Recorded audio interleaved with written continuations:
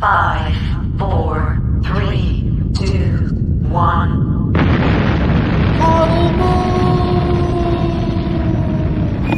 The dark side of the HODLmoon. Immutably amazing crypto wisdom. Welcome to our 2019 Year in Review episode of Dark Side of the HODLmoon. On this episode, we look back at 2019, we cover some of the projects that are building, some of the projects that aren't, and some of the projects that are in a regulatory holding pattern. We talk about some of the more controversial figures in the space, some of the scams, and a few other fun stories. You are now listening to The Dark Side of the HODLmoon. Copy. This show is proudly sponsored by Salamantec's point-of-sale devices and software. Tired of all the headaches dealing with cryptocurrency? You don't know what a private key is? You don't want to deal with exchanges? Well, if you're a business and you just want to run your business without thinking about cryptocurrency headaches, look no further than Salamantec's. We provide point-of-sale software that allows you to get paid in fiat currency, that's euros, allowing your customers to pay in cryptocurrency, that's BTC, ETH, and a host of others. Stand by. Dark Side of the HODLmoon proudly uses the audio services of The Sound. Beyond the amazing sound production, they've really been a sounding board, pun intended, for our show, giving us great customer support and constructive criticism and feedback. So if you want a little bit more personalized attention you're not going to get from a bigger provider, check out ithesound.com. HODLmoon! All right, and we're back with another episode of Dark Side of the HODLmoon. Josh, how are you today? Welcome to 2020. Happy New Year, Kate, and all the listeners out there. Looking forward to 2020. Let's make the Dark Side of the HODLmoon the best podcast out there in the crypto sphere. Yeah, I'm excited. We've got new equipment. We've got a sound engineer, new logo. I didn't get too drunk and lose my private keys during the New Year's Eve party, so I'm happy. Let's do this. Yeah, let's get going. I mean, we have a lot of things to do this year. We've got some really interesting guests. We've revamped the show. We're going to make it much bigger. We're on many more platforms, and we're really pushing harder on the digital marketing side. So if you haven't already, like, subscribe, leave a comment, share, and we'll see you on the dark side of the HODLmoon in 2020, and we'll grow this audience from, let's say, 0 all the way to the moon at over 10K at least. That's what we're aiming for, 10,000 loyal followers. Yeah, and today's episode, I think we're going to cover like some of the highlights of 2019, some of the biggest stories, the biggest winners, the biggest losers, some of the scams, some of the things we just found interesting. We'll kind of look back, and maybe we'll do a follow-up where we kind of do some predictions for 2020. But the first thing I want to talk about, I kind of want to expand out a little bit, and it seems like maybe you get the same feeling. It seems like more people are becoming financially literate. They're looking for answers. You see negative interest rates in Japan. Now they're happening in Germany as well. You're seeing inflation, hyperinflation. People are looking into the history of money. They're looking for answers. And now I think they're looking at things like gold, silver, platinum, and of course, crypto. And it seems like before it seemed like an alien, but I talk to people that really aren't in the crypto space, and it seems like more people are learning what money is, how inflation works, and why it's such a bad thing. Are you getting that same vibe? Well, actually, in Korea, not really, because everybody is just content with how well the financial system works here in terms of fintech and the ability to use the existing financial system seamlessly wherever you go from your phone.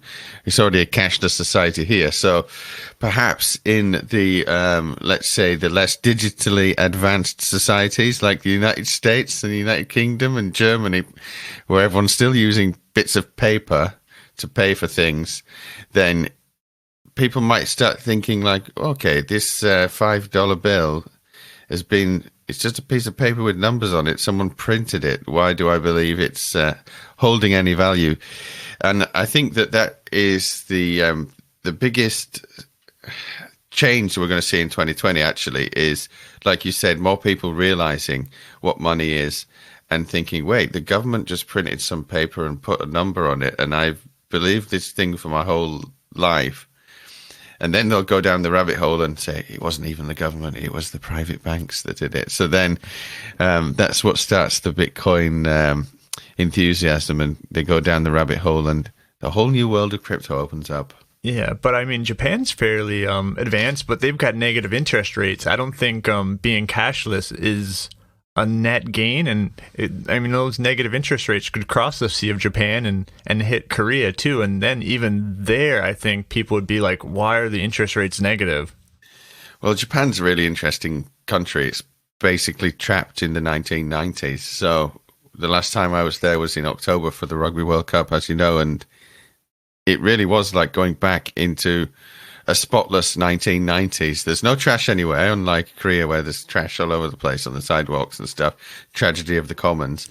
In Japan, everything's spotless, but in Japan, everything was built in the 1960s, 70s, and 80s, and has remained that way from then onwards, basically. So if you ever want to go back to 1997 or something like that, then just go to Japan.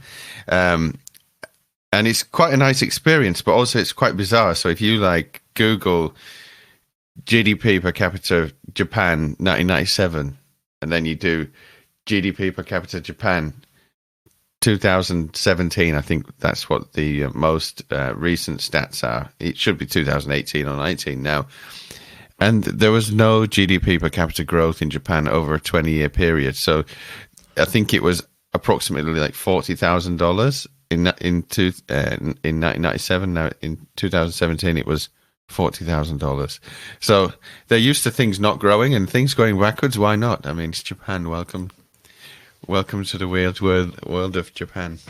Yeah, well, I agree with you in the sense that the cashless society can be convenient, and even in the U.S. I do use a card 98% of the time, but really I'm hesitant about a cashless society, with Sweden being completely cashless, and in China, they might go cashless, and then it's a complete surveillance state. And that kind of ties into another thing I saw, that Germany's reducing the anonymous gold buying limit. It went from 15,000 euros down to 10,000, and now it might go down to 2,000.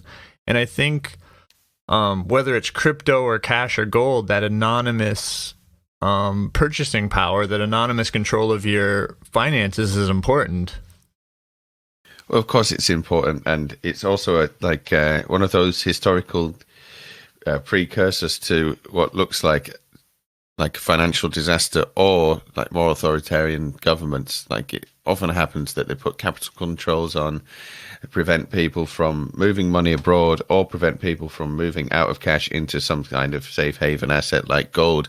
So I think that we'll see more of that from governments that are a bit worried about the future of their own, let's say, fiat currency. So now that Brexit is happening, finally, after 3.5 years, I mean, it was 2016, June 23rd, that the British people voted to leave the European Union, and now it's actually looking like on January 31st, 2020, it's really going to happen, with the Conservative government being returned with a massive majority now to the Houses of Parliament, and with basically one thing to do, which is get Brexit done. So I think we're going to see a kind of, a nimble Britain, like a global Britain, a Britain that wants to be competitive.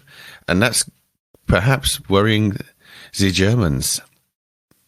Yeah. Well, I don't know if that's probably worrying them a little bit more than not being able to buy more gold.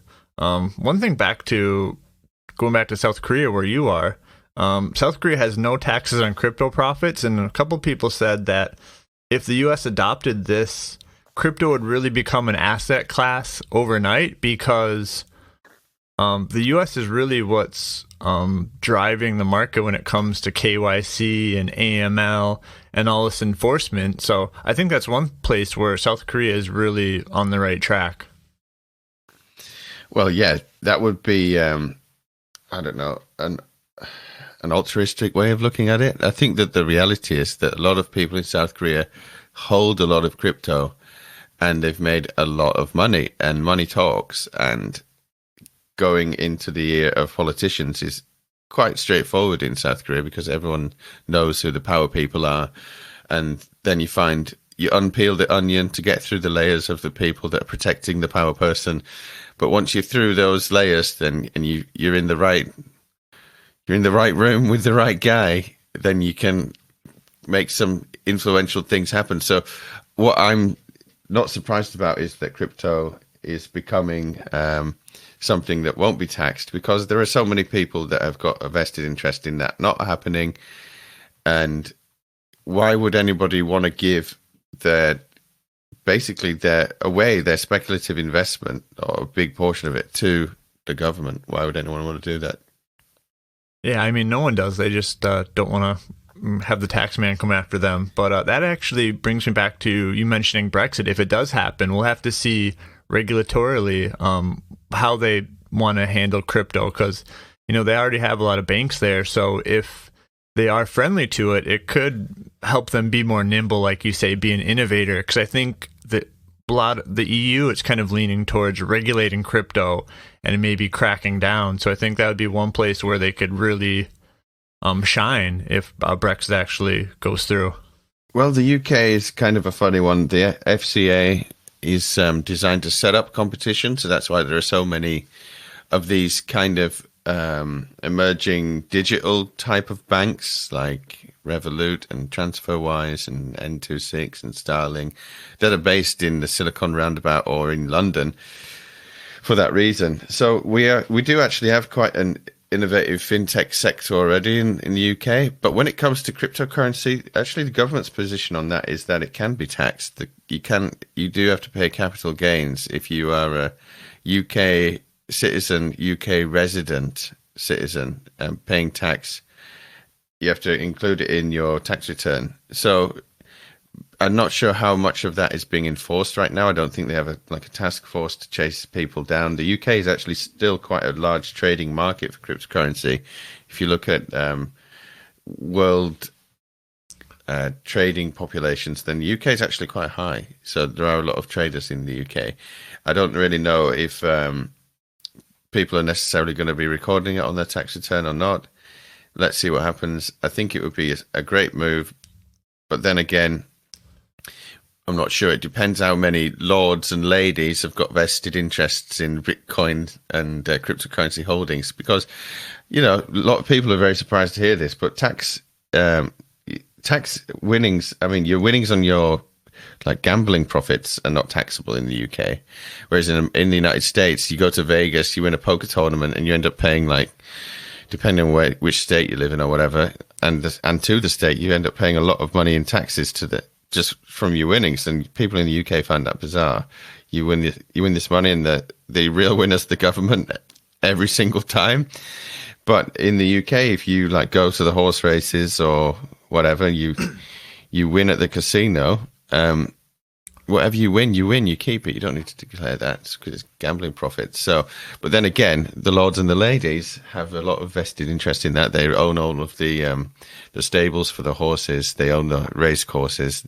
They make a lot of money out of these events. So that kind of explains why gambling is not a taxable thing. But I'm not for more taxes anyway. So the fewer taxes, the better, as far as I'm concerned. Yeah, well, let's go from one negative topic to another. So another trend we're kind of seeing in the crypto space is more KYC, AML regulations. I think you'd probably agree that the U.S. is largely behind it, and we're also seeing a push against it with decentralized exchanges, dApps, DeFi, a push towards dereg in certain states in the U.S. or certain other jurisdictions. So some people think, oh, that's great. They're coming to compliance with the SEC. They're coming to compliance with the U.S. regulatory agencies. Other people who are more like crypto anarcho cypherpunks are really saying that this is a bad thing. So what's your take on it? Well, in 2020, they are going to actually finally pass some hopefully coherent and cohesive and comprehensive cryptocurrency legislation in the United States. It looks set to be passed in 2020. And then it's going to be much more straightforward.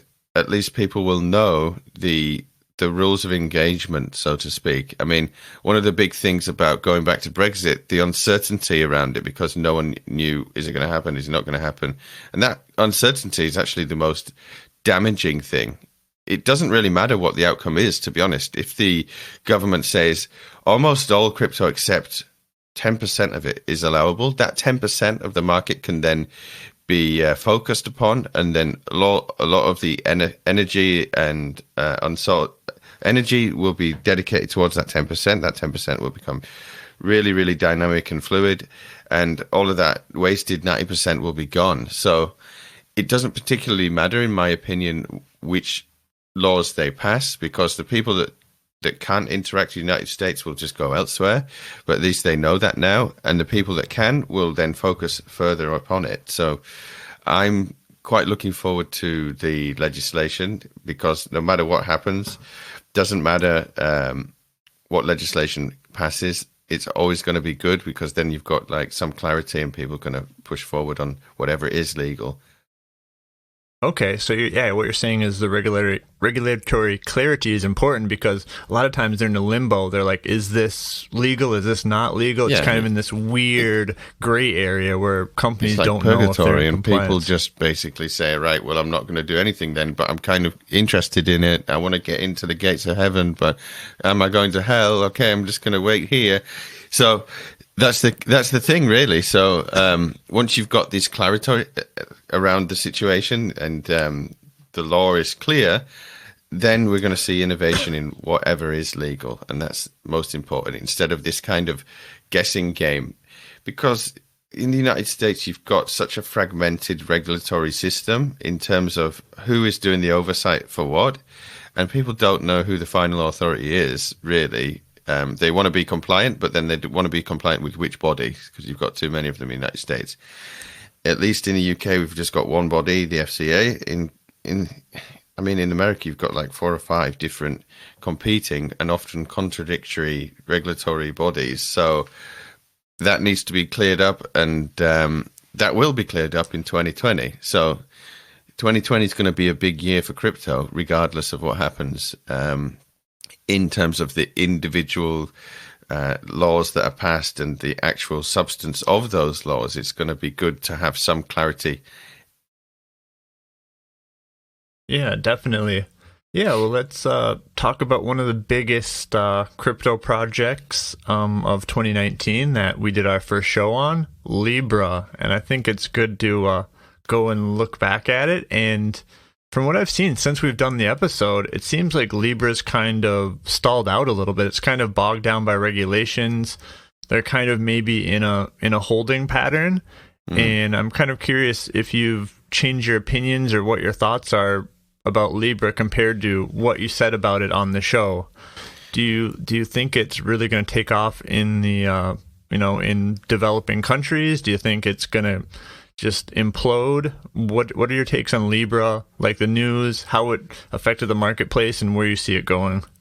Well, I think what would be really great is if we can use our new powers of production to interject a clip. So let's play a clip now, and let's see what I said.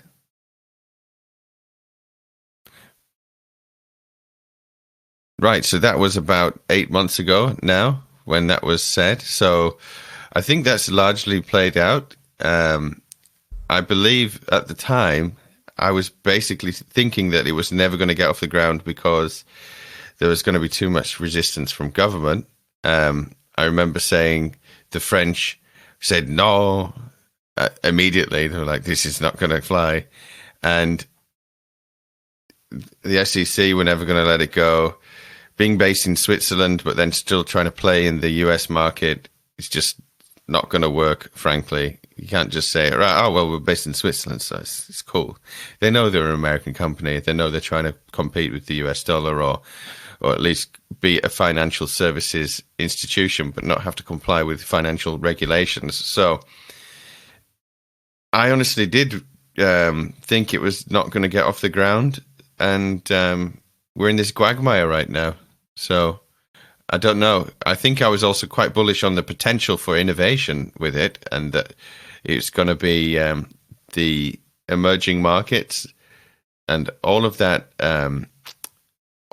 capital that could be then deployed in these labor-ready markets, in the gig economies and things of that nature. But I think that that's what really scares the governments of the world now. And in fact, I think 2020 is going to be the year of like a scaling back of globalization in general. I think we're going to go back towards more, let's say, decentralized, but is more devolved governments. So in terms of more localized and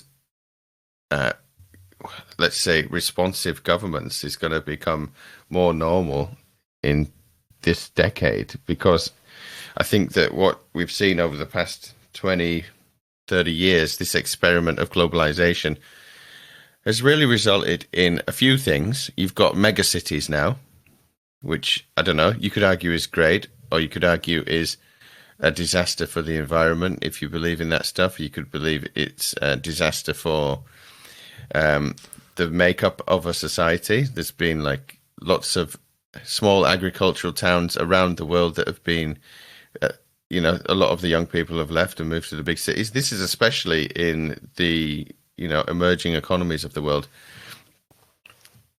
not only in developed economies. So I think that it's exacerbated that globalization. And then you've had some type of kickback. And you've had Trump in the United States. You've had Brexit in the United Kingdom. And I think that this trend is going to continue on when other countries realize that actually America's got richer since they did this. America seems to, the stock market's up. And then time will tell what happens with Brexit proper after it happens in January 31st of this month. But time will tell how that works out. And my prediction is it's going to work out wonderfully. And then other countries will look at that and think, wow, okay, we need to kind of scale back on these supranational fake government bodies with these unaccountable bureaucrats. We need a little bit less of that and more localized, or let's say decentralized government. And I think that that's where Bitcoin, cryptocurrency, and this new financial awareness that you talked about at the very start of the show, it can really come into the forefront. People can start to think, all right, now we've got more localized, responsive, small government. Now, how do we take control of our own economic and financial lives? And that's where the education continues, thanks to the internet. Yeah, that was interesting. I don't know how much that was related to Libra, but when it comes to Libra, I mean, it was basically an expansion on the topic of the day, which is Libra, but the logical conclusion about what's going to happen with it. I mean, Libra wants to be a competing global currency, but it doesn't want to have to deal with any financial regulations. So that's just not going to fly. It's not going to get off the ground. The only way that they can do it is by being a DeFi solution, which means that they're not a registered company in anywhere. It's just an open source technology, and people use it. Now, Facebook could choose to adopt some open source coin into its infrastructure that it doesn't own, but then there's no profit motive there. So, what can you do about that? So let's move on. Maybe we can talk about some DeFi solutions. I mean, I think that DeFi is going to be a really big thing in 2020. Yeah, let's go on to the next topic. Yeah. Unless you've got more to add on the Libra front. What do you think about the Libra stuff? Yeah, I think it's a long shot it's ever going to get approved. I know there's another crypto company, like I think out of Boston, that wants to do something very similar to Libra, like a basket of currencies. If it ever gets off the ground, I think it'll try and compete with these state cryptos that China and a few other countries are looking at. But like I said, I kind of agree with you. It's just a long shot it's ever going to get off the ground and ever get approved. So yeah, CBDC. I think that is going to be an interesting in the 20s. In the 2020s, this decade, the Roaring 20s, that's going to be an interesting one. How central bank digital currencies are going to either thrive or fail. And I honestly think they will fail because it's just putting a shiny new digital spin on an old thing, which is government controlling cash and being able to print at will and to inflate and deflate and manipulate the currency, especially the Chinese. I mean, you got to hand it to the Chinese guys. They're really good at manipulating their own currency. They've managed to do it for years and years, and just being on a digital ledger is not going to change that, especially when they can control it. So that's going to be an interesting case in 2020. What happens with the central bank digital currencies? All right. Yeah, definitely. Let's move on. Like you said, let's talk about the big dog Bitcoin. So price action wise, it's kind of gone up and down. It's kind of fluctuated mostly in the $7,000 to $8,000 range. But I think kind of what I want to talk about with Bitcoin is, for better or worse, it's basically the store of value coin now. People use it as a store of value, kind of, even though it fluctuates a lot. And it's mostly an investment. You know, they keep talking about Lightning, and it seems like it's always 18 months off. So for better or worse, it seems like Bitcoin is this store of value, this immutable ledger. And I don't know if it's ever going to go back to being that peer-to-peer cash. So that's kind of my take on Bitcoin. I am somewhat bullish still on the price, I think, because a lot of people are still going to get into it. But I'm not sure if Lightning is ever going to work. Well, Bitcoin was actually a really, it's one of the top performing digital assets of 2019. It was. I think it started the year really low in the mid 3,000 range, and now it finished the year in like the low 7,000. So I think it was a 95% return if you bought at the start of the year and then you sold at the very end. So that's a pretty good return on investment. Obviously, the worst year was in 2018 when you started the year at like, $15,000, $16,000, $17,000, $18,000 for a couple of days there, and then you finished the year super low. I think that must have been the year of being wrecked. I think that was the big disaster. But 2019 was actually a good year for Bitcoin, all things told. There was a lot of development. Layer 2 solutions still being talked about. Then you've got new coins that are becoming more prominent, that are offering interoperability and more scalability and things of that nature. So I think that you're right about Bitcoin being the store of value now. It's seen as the store of value thing. Will it ever become the peer-to-peer cash? Of course not. Bitcoin cannot be cash. It doesn't have the throughput capacity. 7 transactions per second is where it tops out. I mean, right now, in e-commerce worldwide, I think it's commerce worldwide, not just online commerce, but commerce worldwide, there's over 1 million transactions per second. So it's just not scalable enough. You'll never be able to scale Bitcoin, the original core layer, to that level of being able to handle that amount of transactions. But that's not to say that it won't be used as a settlement layer, just like gold was in the past, where you had big clearing houses that would just basically ship gold or pass gold on a ledger, on a piece of paper, back and forth to each other to clear debts and things of that nature. I think that you could see Bitcoin being used as a gold 2.0 in that fashion, because it's quite straightforward. And you just need to build stuff on top of it that is scalable and faster. So let's hope that Lightning Network happens. But like you, I'm a bit skeptical, because I've been hearing about Lightning Network for a few years now, really. So yeah, is it going to happen? I don't know. Let's see. And also, too, now I think there's a lot of projects jumping into that peer-to-peer cash space. We've got Bitcoin Cash, Dash, Monero, some of the bigger ones. But there's also like Grin, there's Beam. I actually just read an article yesterday about Lightcash, which is a Beam fork. Sometimes the forking can get a little bit crazy, but I think there's going to be other solutions in this crypto space for the peer-to-peer cash stuff. So let's talk about, let's move on. Let's talk about the rise of some big exchanges. I think when it comes to winners in 2019, I think the two big winners were maybe Coinbase and Binance. Coinbase has seen a lot of growth. They're doing some interesting things. and Binance, of course, with their BNB Binance token, and they're expanding quite a lot. And there are a couple other big exchanges, but it seems like they're pretty big and they're not really going anywhere. Yeah, I mean, even in that huge bear market that we saw, Coinbase made like over $1 billion in 2018, and they've made more money in 2019.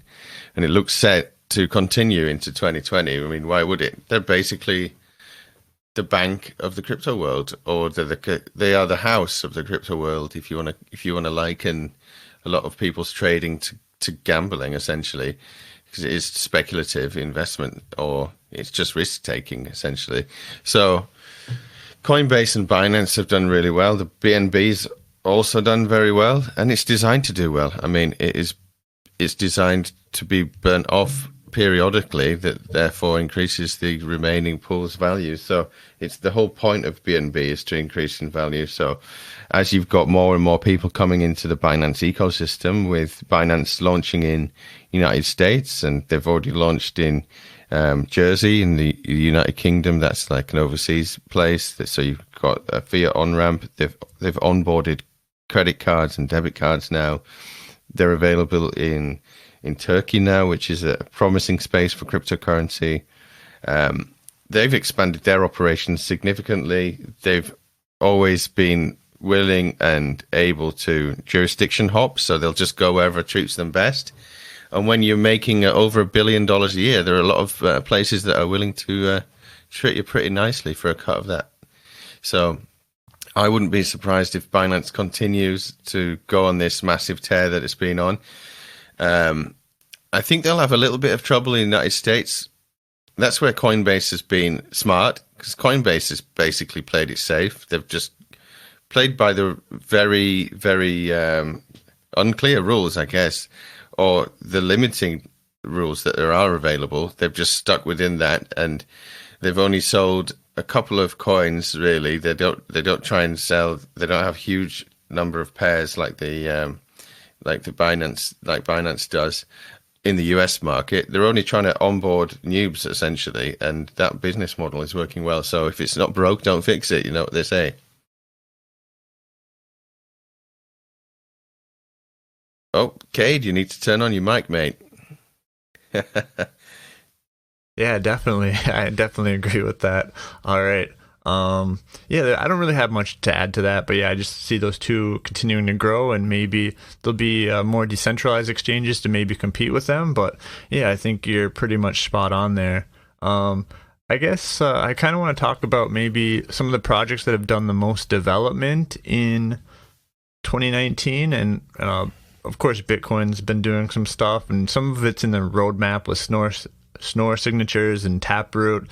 And I think Ethereum has done some interesting things with DAI, and you can stake it and get, I think, 10 times the interest you would from a normal bank. I think a lot of the things that Ethereum's doing in the roadmap are actually going to be coming in the next year, so maybe we could talk about it then. But I've been really hyped about Bitcoin Cash. I know I've talked about it a little bit on the episode, but they implemented Cash Shuffle, which is a coin mixing protocol where they have the Shuffle Saturdays, and they also do the SLP dividend tool, and you can create SLP tokens, and now we see some tokens being created. You can trade them on exchanges, and the most recent thing is they're going to do a Tor integrated Cash Fusion build.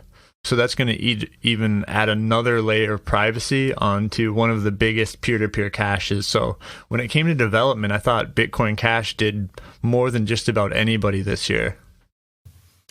Yeah, and honestly, Bitcoin Cash has gone from strength to strength. The team behind it have done a reorganization of how they present themselves. Roger's no longer the CEO, but he's definitely a spokesperson for Bitcoin Cash. And he's a very large investor of Bitcoin Cash. He's doing anything he can to help promote Bitcoin Cash. Obviously, Bitcoin.com, which is the Bitcoin Cash homepage, has become a bit of a news hub. They've hired a lot of writers and an editorial team. They're actually putting together like a bit of a rivalry with other crypto news sites in terms of quality of content has improved a lot. Obviously, there's a slight bias towards Bitcoin Cash on Bitcoin.com, and still the newbie will undoubtedly be a little bit confused about what the difference between cash and what they like to call core is. But that is by design, obviously, having Bitcoin.com and really talking about Bitcoin Cash all the time, and even the color scheme linking the Bitcoin.com green with the green of BCH is just a way to connect it in people's minds with the orange of the BTC right on the top fold in the navigation bar at the top on every single page. I think that that's a smart move for them, though. I mean, if you've got a large position in Bitcoin Cash and you naturally want to improve its visibility and a mind share in the world, and they've definitely done that this past year, and I think they're going to continue to do that in 2020, especially the exchange with more base pairs. And as new people get into it, people will just search naturally Bitcoin.com. It's going to be this first thing that they type in, unless they type into Google. But then even in Google, Bitcoin.com is going to be ranked very high when you search for Bitcoin. So I think they've got a massive year ahead of them. When it comes to actual innovations in the technology, there's a lot of stuff that people talk about, and that's the one thing that is the downside of the cryptocurrency space. There's always the coming soon TM, which is we've got this great idea, here's how it could work, here's what it might look like, we're going to work on it soon, it's coming, it's on the way, and that happens a lot. So I think in 2019, I think that has to be the last year that people can get away with saying stuff like that now. Yeah. In the 2020s, it needs to be, we have a roadmap, we're going to develop this product just like any other tech product. Like if you're an Android development team and you say, right, we've got this idea, we're going to develop it, and then in a year's time, it's still not done. I mean, that development house it's going to be out of business. So I think in the blockchain space, we're going to see a lot more deaths in the market. The products and the teams that haven't delivered anything, they just need to all go to zero and die, and capitalism needs to work, and resources need to be reallocated, basically. So let's hope that some of these technological innovations actually happen. But whenever it says is coming, or whenever people talk about things that might happen or theoretical stuff, I've basically lost interest, essentially. Yeah. Well, to be fair, I mean, even bigger projects like Ethereum have had serious delays. But yeah, I think a 6-month delay is understandable, maybe 9 months, maybe even a year. But a lot of these projects are mature now. They've had 3 to 5 years to do the roadmap. So there can be delays. That's understandable. But at some point, you can't. I think you're absolutely right. You can't keep kicking the can down the road. And if you do, the project's going to collapse. People are going to sell it. They're going to become skeptical. And yeah, it can't all be vaporware, right? There's got to be something there. It's got to have a use case. And if you have a roadmap and you're not following it, yeah, things happen in business and development, but you can't have a 36-month delay or a 48-month delay or whatever these delays are. Yeah. You've got to have a roadmap and you've got to have tech. You can't just have a white paper with no tech behind it. Yeah, I mean, you can write a white paper and then you've got to actually go and deliver. One of the things that we've all had an issue with in the crypto space is basically great white paper, lovely website, slick marketing. Where's the product? So I think that is really going to have to be the way that 2020 and beyond changes. This is the pivotal moment, really. Like, we're over a decade in, we're into the next decade. So let's be honest, I think that in the next 3 to 4 years, we're going to see a lot of deaths of coins, teams, tokens. I we're going to see some emergent winners. Yeah, I would say, the big players are going to be the first page on CoinGecko or CoinMarketCap, those first 100 projects. But it also makes me want to ask the question, what comes first, the funding or the project? You need some funding to have a project, but yeah, when you raise millions and millions of dollars and have nothing, it's kind of telling. Yeah, it's really shocking, to be honest. When you've, people can read between the lines on this one if they want, but when you raise a lot of money and then the team basically disbands after a year, then there's obviously a problem there. There's a problem with the management, there's a problem with the direction that a company has decided to go. So raising a lot of money is one thing, but if there's no product, there's no innovation. If there's a sudden change, if the social media starts getting funky and none of it makes sense, if you regress from a mainnet to an ERC20 token, for example, which is pretty ridiculous, then you've got to really start asking questions about that project and what they're in cryptocurrency for. So I think we're going to see that more and more in the coming year, in 2020, 2021, 2022, where the average consumer, thanks to podcasts like this, are more aware of, and thanks to CoinSpies and other independent journalists that are willing to say the truth about what's happening, people start to realize, oh, right, okay, there's one side of crypto that is like cypherpunk. They really wanted to become anarchists in the world. There's another side where there's an actual real use case for blockchain technology in enterprise and in business. And then there's another side where 80% of projects are just scams that don't deliver anything. So all of those scams are going to die in this decade, which is a great thing. And we're going to see lots of products that are actually really useful in the next 5-10 years. Definitely. And if you like our product, The Dark Side of the HODLmoon, be sure to rate, comment, and subscribe. All right. Awesome. Let's go to the next topic.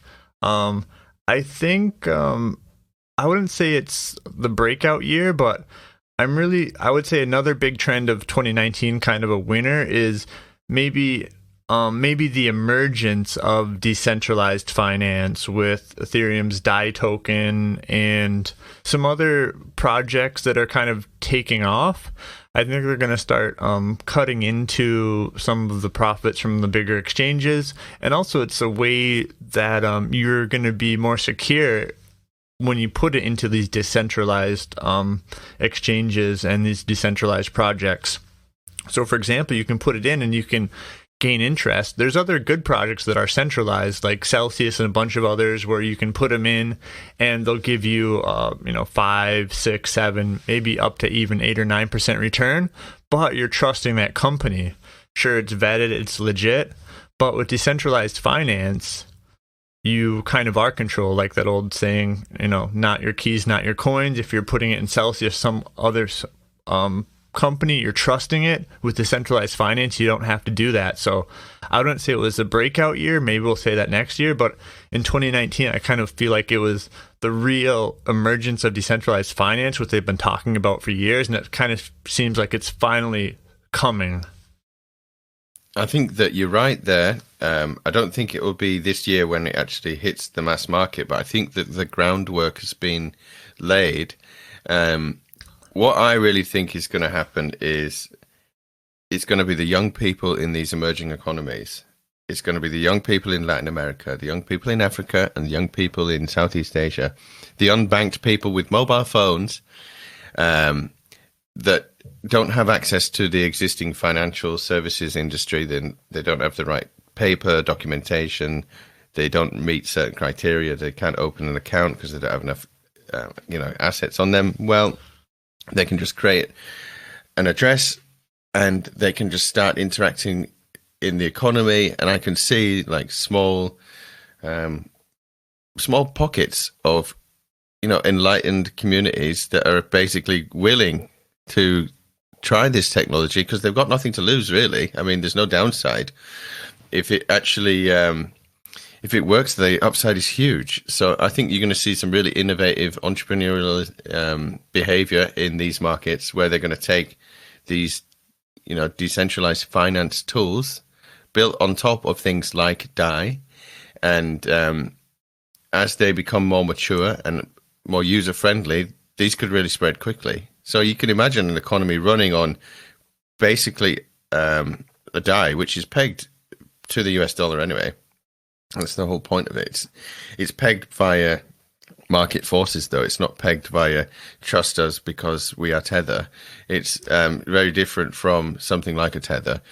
So I think that we could see this, and I think it would be really interesting to have like a small use case or a case study in Africa, or in a small village in Indonesia, or somewhere like a place in Venezuela. If a little commune in Venezuela was willing to try it, or something like that. Well, not a commune. Let's not say the dirty word, the C word, but a small place that's small enough but enlightened enough to try it. I think it would be successful, and then if it is successful, it'll catch on like wildfire, because the people in these places they really need this this solution. The whole point of cryptocurrency was to bring financial freedom to the world, and many people have used the phrase "bank the unbanked." Well, I think that the Roaring '20s is going to be that time. Yeah, you're right. Maybe I'm optimistic in saying that 2020 is going to be the year of DeFi. Maybe it'll be 2021 or 2022, or a little bit ways off. But yeah, I think you've got some good insights there. I'm actually working on a little DeFi project on the dark side of the HODLmoon. I can't really talk about it much right now, but you might hear about it in a few years. All right. Well, let's talk about something that maybe I don't want to talk about, but maybe I do, and I know you want to talk about, which is, fake Toshi, or Satoshi, Craig Wright, and the Tulip Trust. As we record this, it's actually January 1st where I am. I think it's early January 2nd where Josh is, and we're waiting for the Tulip Trust. So, Josh, where is it? Yeah, it looks like the courier is caught in some type of a delay. He's over 1 million Bitcoin, which is, I think, worth over $8 billion, was supposed to be handed over to Craig Wright today for you, well, yesterday for me, and time's running out, Craig, really. So a lot of people on in the cryptosphere have long doubted this date. I personally think it was a good opportunity to take a speculative investment. So the upside was huge, the downside was low.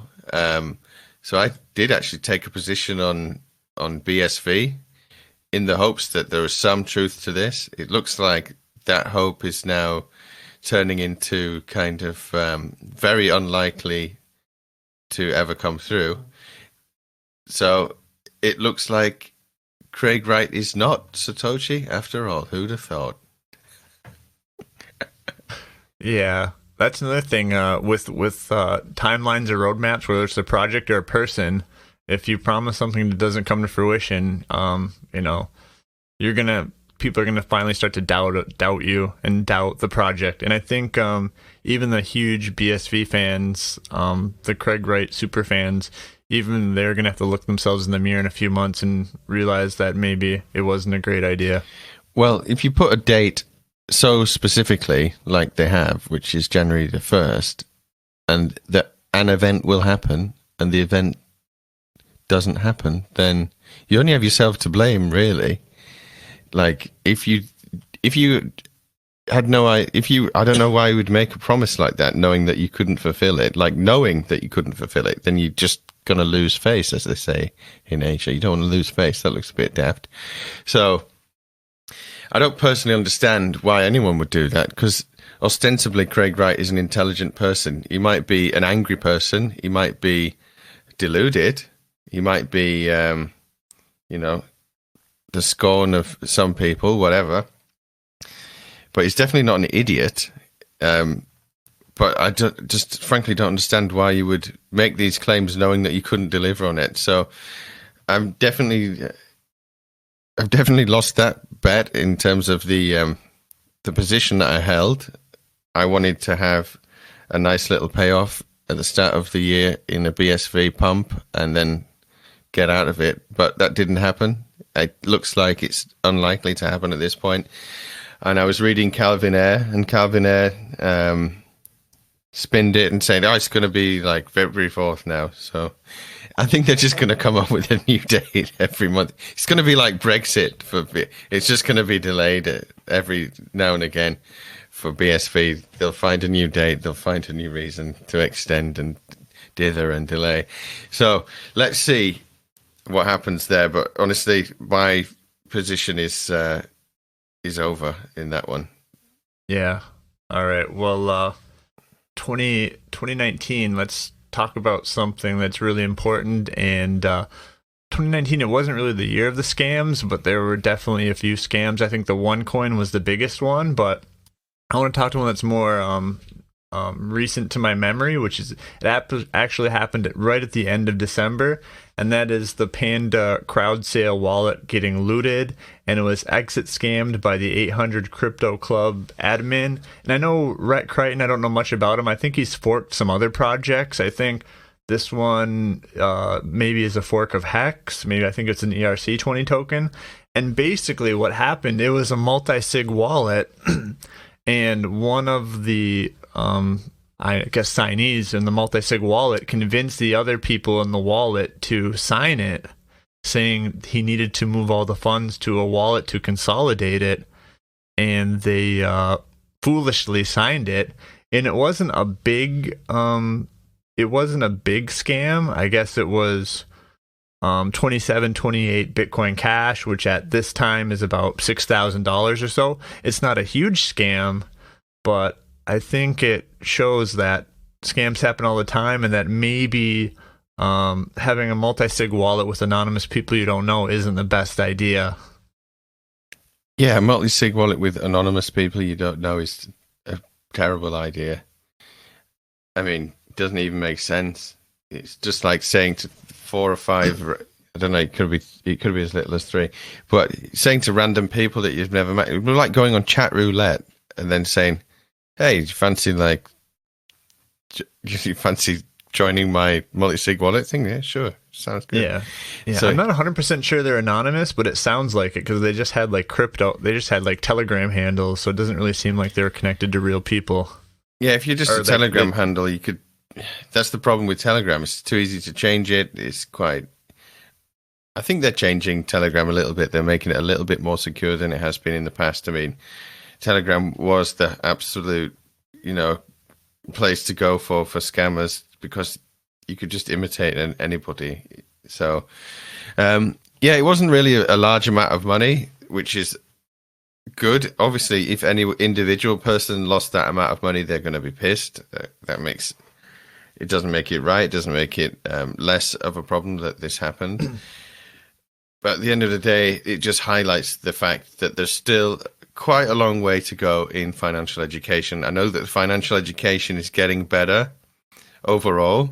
Like, you could talk to most people now and they would understand that, money's backed by our faith in it. That's it. But when it comes to cryptocurrency, we've still got a long way to go. I mean, even people who are in the space, they don't fully see some of the blatant pitfalls of, having a multi-sig wallet with strangers, things of that nature. On the bright side, it did seem like moving forward, they're going to give everyone their money back. And actually, they're thinking about using the SLP dividends payments in the future if they actually get this project started again, which is an interesting solution to making sure the payments are fair and distributed fairly based on the amount of tokens you have. I think it's a pretty cool use of the SLB dividends tool. But like they say, not your keys, not your coins. But overall, I think 2019 was a really good year. I think most people thought the market would go higher than it did. I did as well.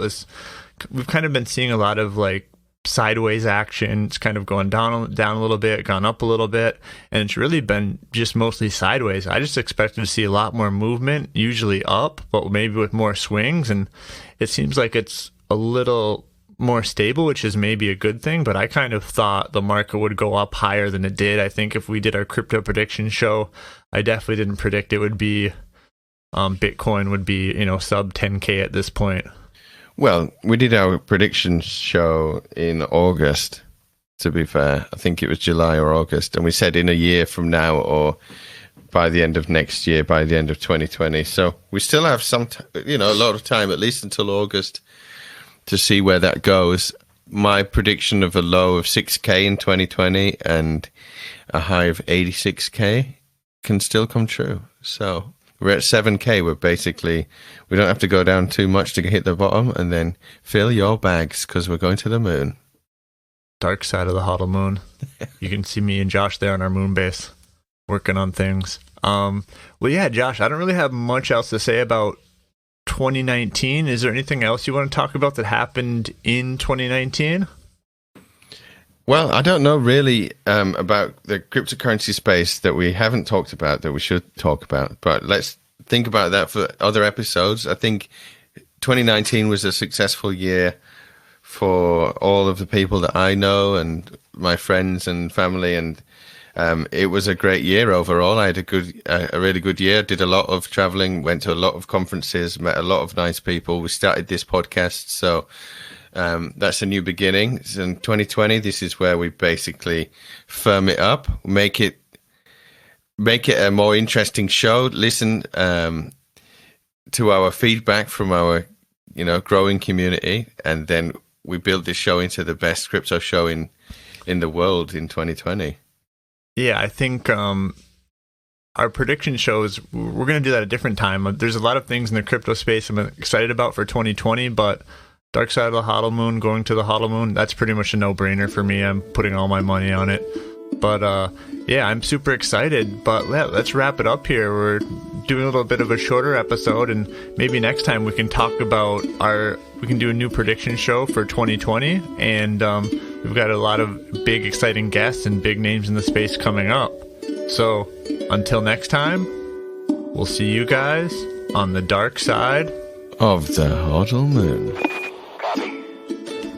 Thank you for joining us on Dark Side of the HODLmoon. If you haven't already subscribed, please do so. Also, be sure to join our Telegram group, follow us on Twitter and Instagram, and follow us on BitChute and YouTube, where you can find all the episodes as well as highlights from previous episodes. You can also visit us at darksideofthehodlmoon.com. HODLmoon!